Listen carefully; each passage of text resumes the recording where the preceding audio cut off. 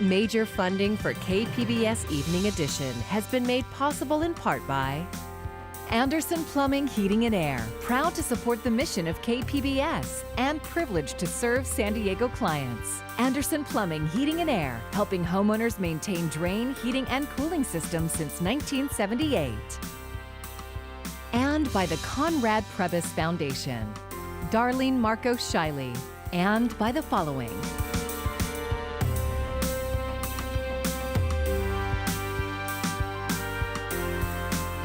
And by viewers like you. Thank you.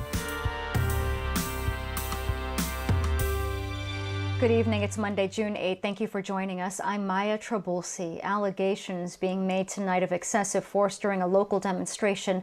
A South Bay mayor calling for a stop to racism. Meantime, more protests today across the country and locally calling for an end to police brutality and systemic racism.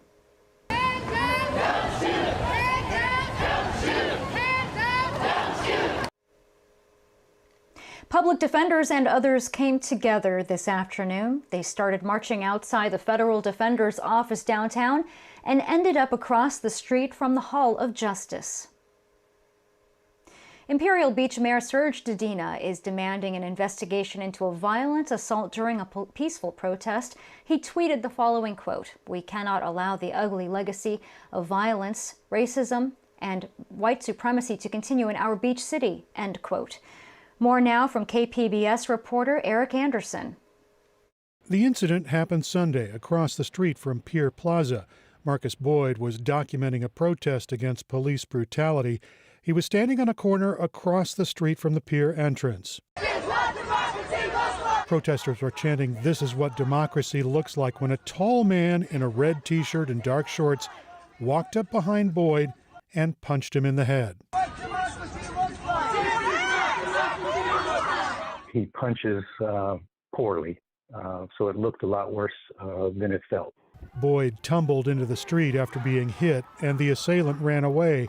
He says he was videotaping a group of 4 men who were harassing the protesters. They made it a point to be disruptive, and then they came back with eggs and started throwing eggs. Sheriff's officials said in an email statement they have interviewed a suspect, but there was no positive ID, so the investigation continues.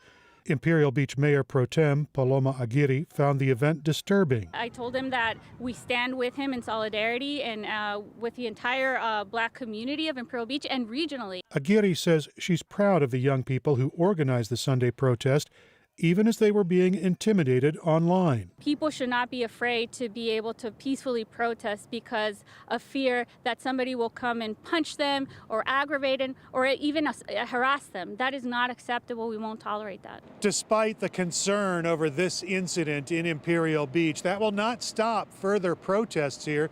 There is another event scheduled on Sunday. Eric Anderson, KPBS News. National Guard troops have left San Diego County. About 200 troops arrived in the county last Wednesday at the request of Sheriff Bill Gore. Half of those were in La Mesa after looting and rioting the previous weekend. Gore thanked them for supporting local law enforcement agencies to ensure the protection of life and property while balancing people's right to assemble peacefully. In all, over 7,000 troops were mobilized in cities across the state, but are now being recalled. Family, friends, and supporters are gathering at a memorial for George Floyd in Houston, Texas. And it comes after more protests across the country calling for sweeping police reform. Nadia Romero shows us how lawmakers in Washington are responding. Thousands of people in Houston are expected to pay their respects to 46-year-old George Floyd, who was killed while in police custody in Minneapolis on Memorial Day. His death sparked widespread protests around the world against police brutality, still going strong 2 weeks later.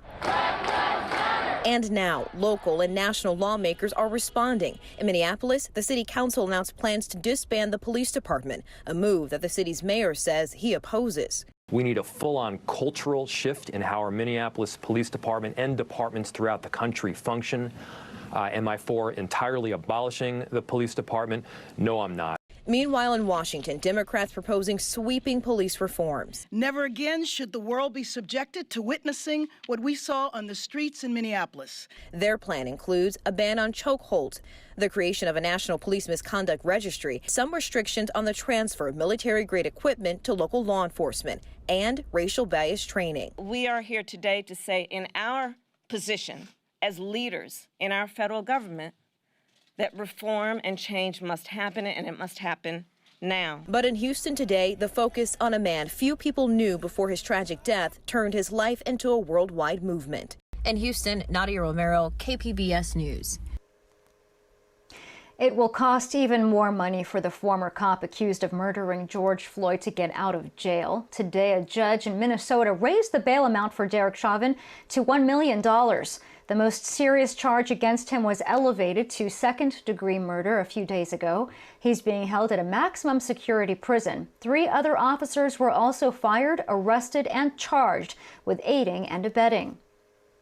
The city of Santee recently made news for separate incidents of a man shopping in a KKK-style hood and a couple with swastikas on their face masks. KPBS reporter Taryn Mento says on Sunday, demonstrators for racial justice marched the city's streets to counter that reputation. The first march early in the afternoon kicked off with the Cupid Shuffle dance near West Hills Park. Santee resident and 23-year-old Alana Etheridge was one of the organizers. The stigma of Santee being racist, if that narrative is going to keep going, we're going to lose the diversity that we're starting to grow in Santee. Exactly. So we're just trying to make sure the Black lives of Santee feel loved. Later, a few miles away, hundreds more people walked down a main road to the local sheriff's station. The group of what could have been more than 1,000 heard from coordinators. It's all love out here, no fear. And 83-year-old Richard Lawrence. He walked with Dr. Martin Luther King Jr. during the 1965 march in Selma, Alabama. That the tide has turned in this country, and if we stay on our feet and stay alive, we will see to it that the tide stays out on injustice.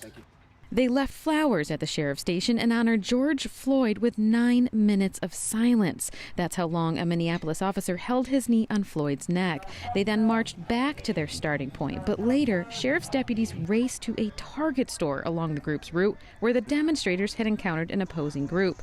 All eventually left, and a sheriff's watch commander said no arrests were made. Taryn Mento, KPBS News. No justice! No peace! No justice! No peace! No justice! No peace! About 1,500 people marched from Oceanside City Hall on Sunday. Hundreds of protesters lay down in a park near the pier and chanted George Floyd's last words.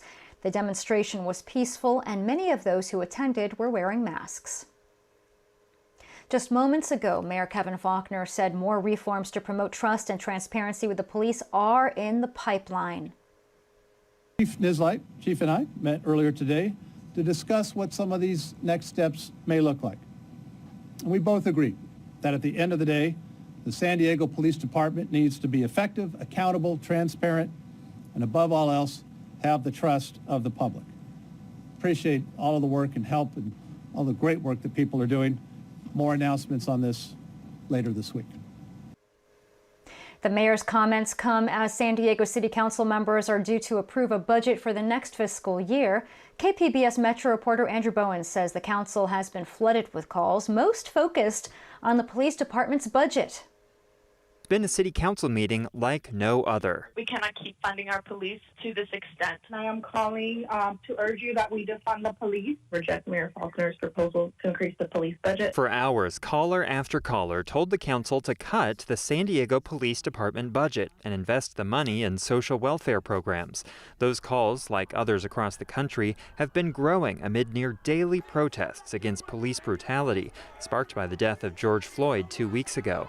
The police have long made up the largest share, about 37%, of the city's general fund spending. And while most other departments faced significant cuts, Mayor Kevin Faulkner proposed increasing the police budget to more than $566 million. The city's budget has been hit hard by the coronavirus pandemic, with sales and hotel tax revenues plummeting. That has made every spending decision by the mayor and council much more difficult. But the council is supposed to vote on a budget before tonight's meeting ends. Andrew Bowen, KPBS News. San Diego County is getting more than $1 million in coronavirus-related emergency funds from FEMA. That money can be used for services including shelters, food pantries, and food banks, and payment of rent or mortgages. For the second straight day, no new deaths from the coronavirus were reported in San Diego County. Today, public health officials also announced 143 cases. It comes with a few other reopening announcements as a few of the businesses prepare to welcome back customers as soon as Friday. KPBS reporter Matt Hoffman has the latest. Now day camps, campgrounds, RV parks, and sport fishing businesses, including private charter companies, can reopen, and more can be back in business as early as Friday. Gym and fitness facilities included in that are swimming pools, as they're related to fitness facilities, condos, HOAs, or community pools. Those are able to be open on this Friday as well. Bars and wineries, card rooms, family entertainment, museums, galleries, zoos, and aquariums, and hotels for tourism and individual travel. It's been a little over 2 weeks since restaurants reopened for dining in, and we have not seen a significant spike in positive cases or deaths. It's a testament to the cooperation and the great job that our restaurant industry is implementing.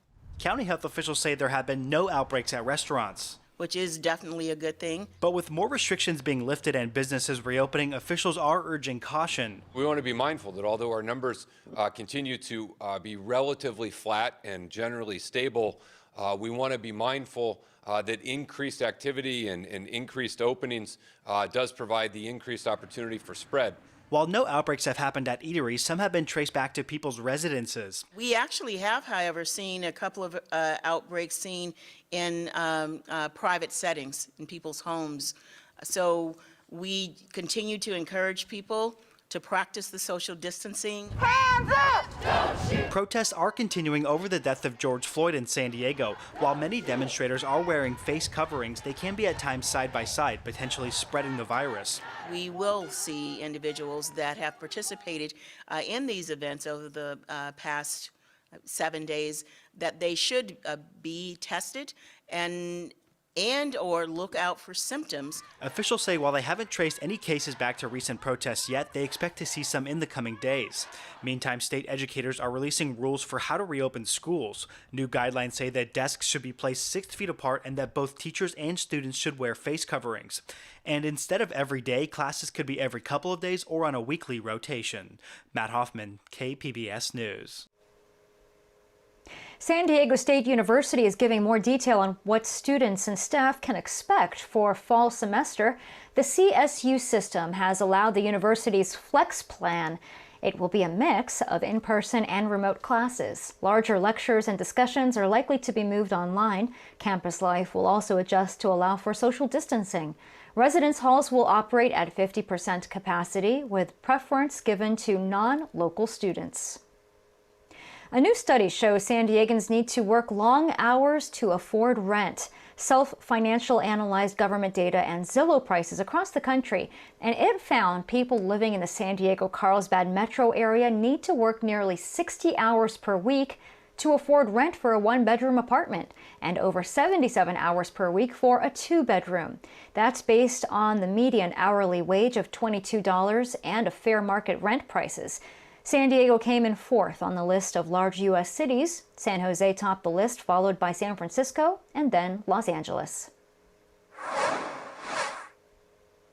Santa Ana winds fueled this brush fire in Los Angeles County. The equestrian fire in Castaic, alongside the 5 freeway, has burned 90 acres since it started early this morning. At one point, the flames threatened a men's county jail and an equestrian center. No damage has been reported. No elevated fire risk is expected in San Diego County this week, but it's getting very hot even along the coast. Mark Mancuso has your forecast. As we take a look at our weather headlines, the heat is on. Looks like the hottest day will be tomorrow. Here, inland sections, it'll stay hot for a couple more days, and then we'll start to cool it off by the end of the week. We'll have some strong gusty winds through tonight as well. So we're looking at warm weather right here to the coast. Heat advisories have been issued with our temperatures well above average. The heat's all the way to the beaches. And as we take a look at the winds, they're strong and gusty. Wind advisories and even some wind warnings up to our north as those winds will be transitioning more into a northerly flow. For tonight, skies will be clear right to the coast. San Diego 63, Oceanside lower 50s. Borrego Springs lower 60s, and Mount Laguna dips down to 48. Ramona 52 and Campo 52. For tomorrow, well, the warmer weather is with us as the ridge of high pressure builds over the area. Temperatures will be soaring here. 89 San Diego, Oceanside 88, so you see the warmth right to the coast, right to the beaches. That's why we have those heat advisories. Escondido's at 94, Ramona 92, Borrego Springs at 98. Well, it looks like the little relief's coming to the coast on Wednesday, but it's really hot here in the interior sections. The heat will be building. And then Friday, another trough approaches, and that will bring us some cooling into the weekend. So as we take a look at our temperatures next couple of days, Tuesday is going to be hot with sunshine. Then the temperatures start to back off a little bit. More significant cooling comes on Friday. As we check out the inland sections, it's hot, and then the cooling on Friday. Mountain areas, temperatures will be in the mid-70s, and then cooler towards the weekend. And in the deserts, well, the heat peaks late in the week. Finally, some cooling over the weekend. For KPBS News, I'm meteorologist Mark Mancuso. People in nursing homes have been the most vulnerable to the coronavirus, accounting for over 40% of the deaths in California. And in San Diego County, the 2 nursing homes with the most COVID-19 cases have been cited by the state dozens of times over the last few years for poor care. KPBS investigative reporter Amita Sharma examined the records. We don't know their names or faces, but we have glimpses of their lives at Avocado Post-Acute Care in El Cajon. Records show several seniors there have been abused by staff and by other residents. One older man fell 16 times in 1 year. At least 2 mentally impaired people escaped. More than 150 drug tablets belonging to a resident went missing. So did a man's dentures. Another man was abandoned midway through a diaper change and left exposed. And one resident's bed sores were left inappropriately treated. To me, this screams problem. Brian Lee, executive director of the Families for Better Care, says he's stunned by the breadth of the facility's problems. As of the first week of June, there were 37 complaints filed against Avocado this year with the California Department of Public Health, 6 times the statewide average. Over the previous 3 years, more than 400 complaints were filed against the facility, and 84 of those were substantiated by state inspectors.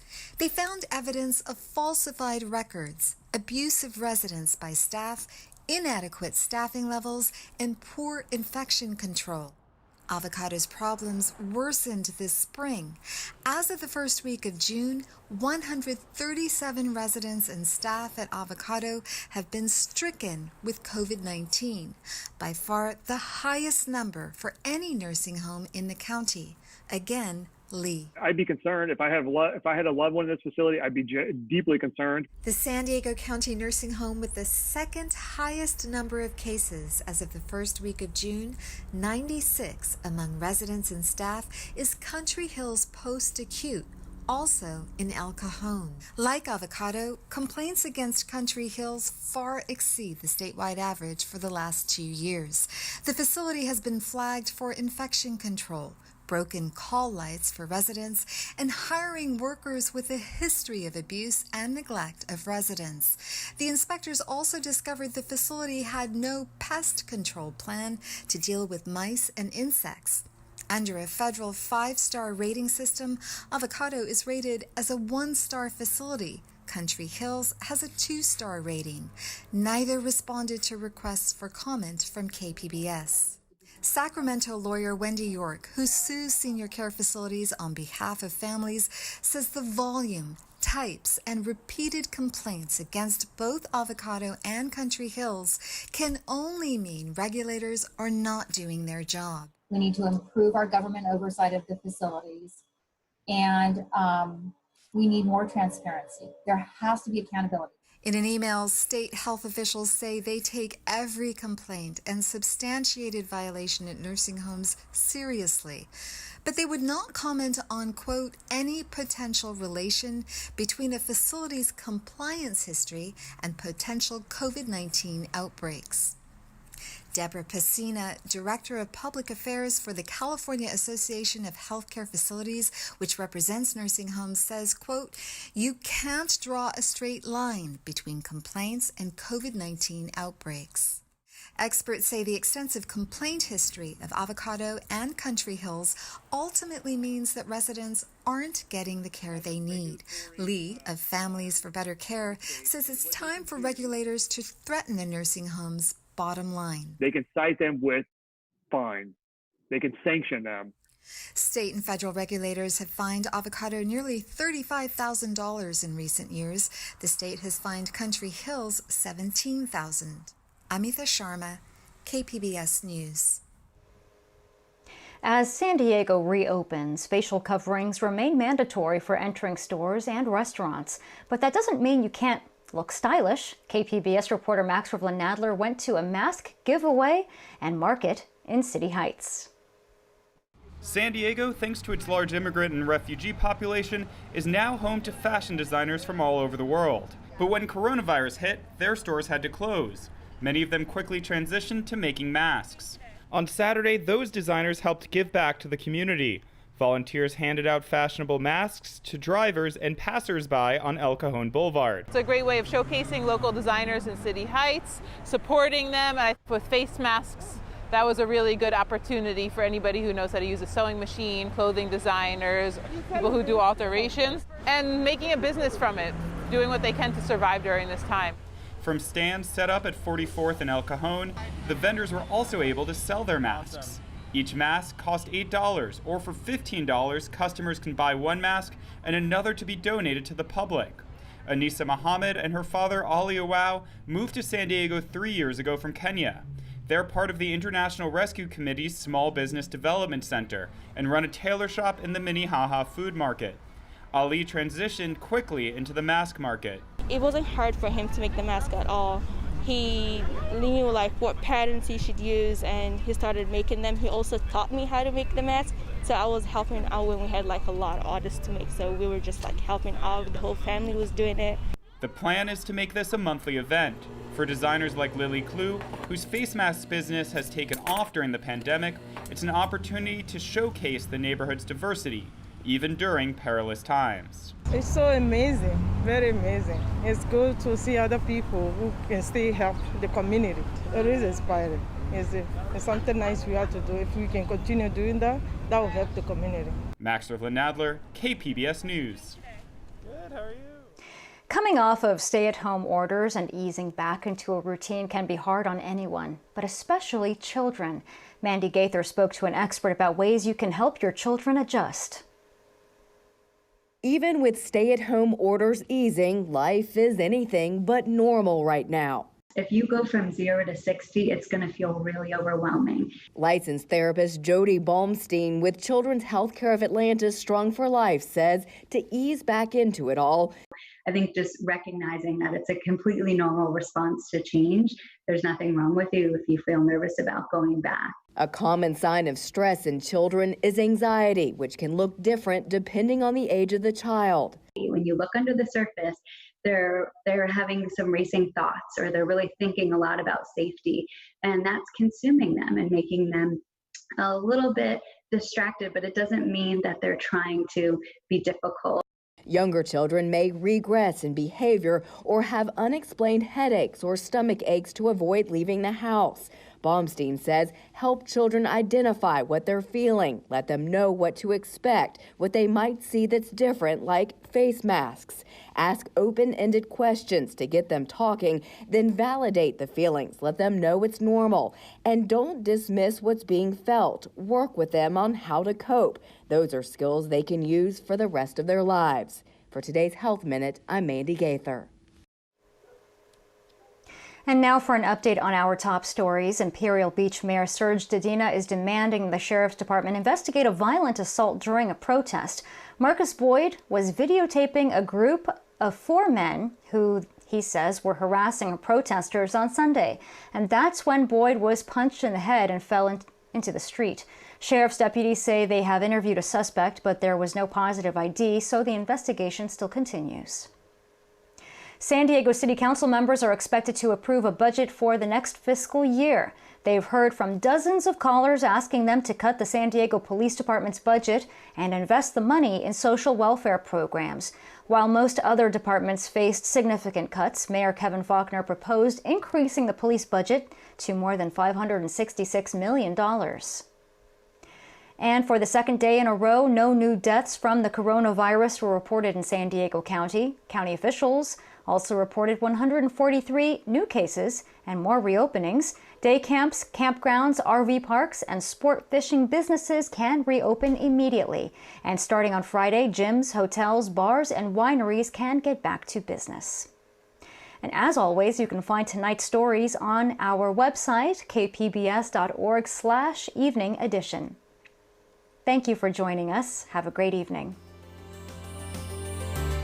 Major funding for KPBS Evening Edition has been made possible in part by Anderson Plumbing, Heating and Air, proud to support the mission of KPBS and privileged to serve San Diego clients. Anderson Plumbing, Heating and Air, helping homeowners maintain drain, heating, and cooling systems since 1978. And by the Conrad Prebys Foundation, Darlene Marco Shiley, and by the following.